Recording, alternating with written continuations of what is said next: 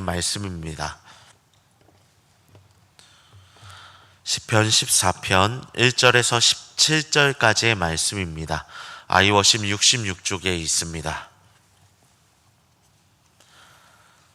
시편 14편 1절에서 7절까지의 말씀, 이는 살아계신 하나님의 말씀입니다. 함께 받들어 읽겠습니다. 어리석은 자는 그의 마음에 이르기를 하나님이 없다 하는도다. 그들은 부패하고 그 행실이 가증하니 선을 행하는 자가 없도다. 여호와께서 하늘에서 인생을 굽어 살피사 지각이 있어 하나님을 찾는 자가 있는가 보려 하신즉 다 치우쳐 함께 더러운 자가 되고 선을 행하는 자가 없으니 하나도 없도다.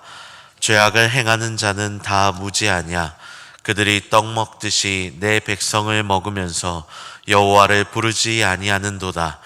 그러나 거기서 그들을 두려워하였으니 하나님이 의인의 세대에 계심이로다. 너희가 가난한 자의 계획을 부끄럽게 하나 오직 여호와는 그의 피난처가 되시도다. 이스라엘의 구원이 시온에서 나오기를 원하도다. 여호와께서 그의 백성을 포로된 곳에서 돌이키실 때에 야곱이 즐거워하고 이스라엘이 기뻐하리로다. 아멘. 새벽을 깨우며 이 자리에 나오신 성도님들의 발걸음에 하나님의 은혜가 가득하게 축복합니다. 믿음을 가진 자의 삶이 때로는 더디게 느껴지고 또 외롭게 느껴지고 나만 늘 제자리에 있는 것처럼 보일 때가 있지만, 그럼에도 불구하고 하나님 앞에 서려 하는 이 시간의 고백을 주님께서 반드시 기억하시고 붙들어 주실 줄 믿습니다. 오늘 우리가 함께 살펴볼 본문은 시편 14편입니다. 이 시편 14편은요, 악인들의 삶이 너무 익숙하며 하나님이 계신 듯 하면서도 계시지 않는 것처럼 보이는 시대 속에서 다윗이 기록한 시라고 할 수 있습니다. 비록 다윗이 살았던 시대 속에서 기록된 시편이지만 동시에 오늘날 우리 시대의 민낯을 그대로 비추어지는 그런 시라고도 할 수 있을 것 같습니다. 이 시편 14편은요, 독특한 점이 하나 있는데요. 그것은 시편 53편과 거의 동일한 내용을 갖고 있다라는 점입니다. 그래서 이 시편 14편 그리고 53편의 시편을 쌍둥이 시편이라고 부르기도 합니다. 시편 14편은 가난한 의인들 위로하는 데 집중한다면 53편은 악한 자들에 대한 경고를 강조하는 점에서 약간의 차이가 있습니다만 거의 동일한 형식으로 펼쳐져 있기 때문에 쌍둥이 시편이라고 불려지고 있는 것입니다. 비록 약간의 차이가 있긴 하지만 거의 동일한 내용이 시편 14편과 53편에 쓰여졌다는 것에서 우리가 생각할 점을 발견할 수 있습니다. 이는 본문의 메시지가 특정한 어느 시점을 위해서 필요한 말씀이 아니라 계속해서 반복해서 들어야 하는 경고이자 위로의 뜻이라는 점이 바로 우리가 생각해야 할 것입니다. 하나님을 떠난 인간의 죄성이 시대를 초월해서 반복됨과 동시에 하나님이 붙드시는 의인의 삶 또한 반복된다는 점을 보여주기 때문에 우리는 오늘의 이 시편 14편 그리고 53편의 말씀을 같이 바라보고 묵상해야 할 것입니다. 이제 오늘의 본문 속으로 들어가 보도록 하겠습니다. 시편 14편 1절의 말씀인데요, 우리 다시 한번 한 목소리로 읽어보겠습니다. 어리석은 자는 그의 마음에 이르기를 그 행실이 가증하니 선을 행하는 자가 없도다. 아멘. 본문에 등장하고 있는 어리석은 자라는 히브리어 단어는 나발이라는 단어를 쓰고 있습니다. 이 단어는요, 지적으로 부족한 사람, 지적인 능력이 없는 사람을 의미하는 것이 아닙니다. 본문에 등장하는 나발, 즉 어리석은 자는요, 도덕적, 영적 타락을 선택하는 사람, 즉 알면서도 하나님의 뜻을 떠나는 사람을 의미하는 말이라 할 수 있습니다. 그래서 이러한 모습을 보고 흔히 실천적 무신론자라고 부릅니다. 입술로는 하나님을 이야기할지 모르겠지만 실제 삶에서는 철저하게 하나님 없이 살아가는 사람을 의미하는 단어가 바로 이 나발, 어리석은 자라는 단어라고 할 수 있습니다. 여기서 우리는 스스로에게 이렇게 한번 질문해 볼 필요가 있습니다. 나는 하나님을 믿는다고 하면서 정작 내 현실 속에서는 하나님을 제외하고 살아가고 있진 않은가? 라고 말입니다. 하나님을 알지만, 지적으로 하나님의 뜻을 이해하지만 정작 중요한 순간에, 내가 살아가는 순간에 하나님이 아닌 다른 것을 선택하고 있는 것은 아닌지, 중요한 순간에 하나님을 우선시하는 게 아니라 나 중심으로 선택하며 살아가고 있는 것은 아닌지 스스로에게 질문해 봐야 한다는 것입니다. 만약 그렇다고 한다면 우리는 나발, 어리석은 자라고 할 수 있을 겁니다. 다윗은 이런 사람을 두고 1절 후반부에서 이렇게 언급하고 있습니다. 그들의 행위가 부패하고 가증하다라고 말입니다. 여기서 부패하다라는 단어는요, 한 사람의 도덕적 실패만을 의미하는 단어는 아닙니다. 이 단어 속에는 원어상의 의미는 폐허가 되다, 파멸시키다 라는 뜻을 담고 있습니다. 정리하면 한 사람의 부패가 주변 관계를, 공동체를 해치는 악한 영향을 준다는 의미를 내포하고 있는 것입니다. 즉, 하나님을 삶에서 제외하고 끊임없이 자기중심적으로 선택하는 그 어리석은 자로 인해서 결국 자기 자신뿐만 아니라 주변 사람들마저 무너뜨리고 있다라는 것을 다윗이 우리에게 알려주고 있다는 것을 해석할 수 있을 겁니다. 다윗은 이런 사람을 보며 계속해서 이런 고백을 해나가고 있습니다. 2절 말씀인데요, 우리 한 목소리로 읽어보겠습니다. 하나님이 하늘에서 인생을 굽어 살피사 보려 하신즉. 아멘. 우리는 이 지점에서 잠시 멈춰서 봐야 할 것이 있습니다. 우리가 했던 고민에 대한 답변을 주님께서 지금 주고 계시기 때문에 그렇습니다. 악인들의 삶이 익숙하며 하나님이 계시지 않은 것처럼 느껴지는 우리의 고민에 대한 답을 하나님께서 이렇게 알려주고 계십니다. 하늘에서 하나님께서 인생을 굽어 살피신다 라고 말입니다. 본문에 굽어 살피신다 라는 이 단어는요, 관찰하다, 주의 깊게 살펴보다 라는 뜻입니다.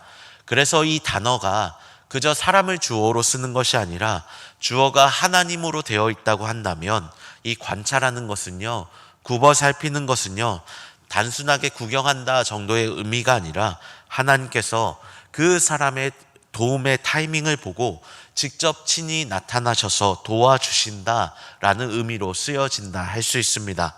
결국 하나님의 부재처럼 느껴지는 그 순간, 하나님이 침묵하는 것처럼 느껴지는 그 순간에 하나님께서는 우리가 헤아릴 수 없는 방식으로 관찰하고 굽어 살펴보시고 일하고 계심을 오늘 다윗이 우리에게 알려주는 것이라 할 수 있습니다. 그렇다면 하나님께서는 무엇을 보고 계실까요? 본문은 이렇게 말하죠. 지각이 있어 하나님을 찾는 자가 있는가 보려 하신다라고 말입니다.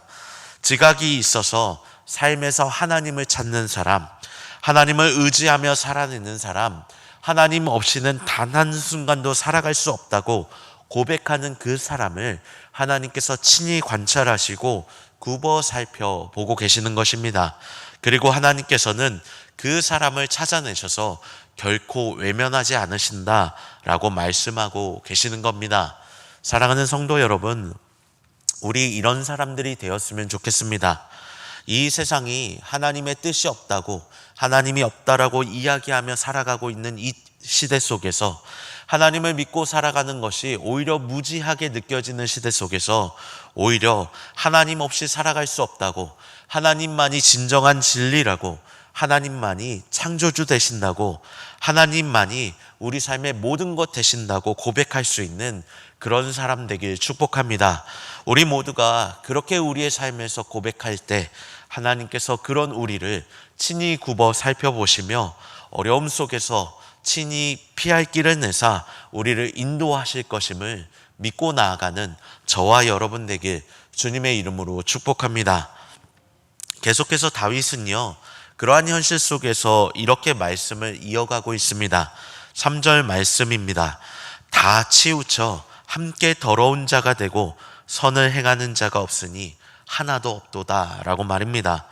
이 구절은 다윗이 단순히 비판을 하는 것은 아닙니다. 오히려 다윗의 탄식에 가깝다라고 할 수 있습니다. 이 다윗의 탄식은요, 단순히 세상이 타락했다는 탄식이 아닙니다. 다윗은 지금 왜 이런 세상이 되었는가를 바라보며 깊이 한숨을 내쉬고 있는 것입니다. 그리고 다윗은요, 거기서 멈추지 않습니다. 4절로 넘어가면서 그 타락이, 그 안타까운 현실이 어떤 모습으로 드러나고 있는지 아주 구체적으로 묘사하고 있습니다. 3절의 말씀이 세상의 타락한 상태를 보여준다고 한다면 4절은 그 타락이, 그들의 죄가 결국 누구에게 향하고 있는지를 보여주고 있는 것입니다. 안타깝게도 그 대상은요, 바로 하나님의 백성, 약하고 가난한 의인들이었습니다. 우리 한 목소리로 4절의 말씀을 한번 읽어보겠습니다. 다 무지하냐? 그들이 떡 먹듯이 내 백성을 먹으면서 여호와를 부르지 아니하는도다. 아멘. 이 4절에 그 대상, 약하고 가난한 의인들을 향해서 죄를 뿜어내는 그 현실 속에서 역설적이게도 하나님께서 누구에게 관심을 갖고 계신지를 오늘 우리에게 알려주고 있습니다. 그 단어가 바로 내 백성입니다. 즉 약하고 가난한 의인들, 세상 가운데서 이름 없어도, 영향력이 없어도 삶으로 하나님을 찾으며 하나님만을 의지하며 살아내는 사람, 즉 하나님을 붙들며 살아가는 그 사람들을 하나님께서 내 백성이라고 칭하고 있는 것입니다. 하지만 그러한 사람들을, 죄악을 가득한 사람들, 죄악을 행하는 자들이 떡 먹는 듯이 먹는다라고 말씀하고 있습니다. 하나님의 백성을 악인들이 착취하고 압제하며 조롱하고 있는 것을 시인이 꼬집고 있는 겁니다. 하나님의 백성의 믿음의 언어를 비웃고 있으며 정직하게 살려고 하는 그 선택을 바보 같다고 조롱하고 있는 것, 그것이 오늘 본문에 떡 먹듯이 먹는다라는 표현이라고 할 수 있습니다. 그러나 오늘 하나님께서는 그런 악인들을 향해, 저와 여러분을 향해 이렇게 말씀하고 계십니다. 5절 후반부의 말씀, 하나님이 의인의 세대에 계심이로다. 하나님이 의인의 세대에 계심이로다. 바로 이 한 구절이 오늘 이 새벽에 우리가 붙잡아야 할 말씀이라 할 수 있습니다. 다윗의 고민, 그리고 우리의 고민으로 시작된 오늘의 시편 14편을 통해 답변을 주시는 하나님의 말씀이 바로 이것입니다. 하나님이 의인의 시대에 계심이로다. 비록 다윗이 살았던 그 시대나 우리가 살아가고 있는 이 시대나 하나님이 보이지 않는 것처럼 느껴진다 할지라도 하나님께서는 그 시대 속에서 하나님을 붙잡고 살아가는 그 의인에게 함께하고 계신다고 말씀하고 계신 겁니다. 억울한 일을 당하고 기회가 없어 보인다 할지라도, 악인의 말에 마음이 찢어진다 할지라도 계속해서 말씀을 선택하며 살아가는 사람, 그 사람이 살아가는 자리 속에 하나님께서는 함께 계시는 것입니다. 사랑하는 성도 여러분, 그렇기에 이 새벽 이 말씀 앞에서 우리 스스로에게 다시 질문해 봐야 할 것입니다. 나는 하나님이 없는 것처럼 살라고 하는 어리석은 자의 길을 걸어가고 있는 것은 아닐까? 아니면 하나님이 보이지 않는다 할지라도 하나님을 찾는 지혜로운 자의 길을 걸어가는 것은 아닐까? 이 양자의 질문 속에서 나는 어느 곳에 서 있는지 우리 스스로에게 질문해 보는 이 새벽의 자리가 되었으면 좋겠습니다. 이 새벽 하나님을 믿는 믿음이 쓸모없어 보이는 것 같은 이 우리의 현실 속에서 악인이 잘 되는 것처럼 보이고 하나님을 따르는 것을 무지하다라고 조롱하는 시대 속에서 세상의 가치관에 흔들리는 것이 아니라, 눈에 보이는 현실에 낭망하는 것이 아니라 그 자리에 계신다는 오늘의 이 하나님의 말씀을 붙들고 살아갈 수 있는 저와 여러분 되길 주님의 이름으로 축복합니다. 우리가 이 말씀을 들고 삶의 자리에서 살아가기로 결단할 때 7절의 말씀처럼 이스라엘의 구원이 시온에서 나올 것이며 예수 그리스도를 믿는 우리 모두에게 임할 것이며 여호와께서 하나님을 의지하며 따라가는 백성들을 돌이키심으로 말미암아 함께 즐거워하고 기뻐하게 될 것임을 기억하고 나아갈 수 있는 저와 여러분 되길 주님의 이름으로 축복합니다.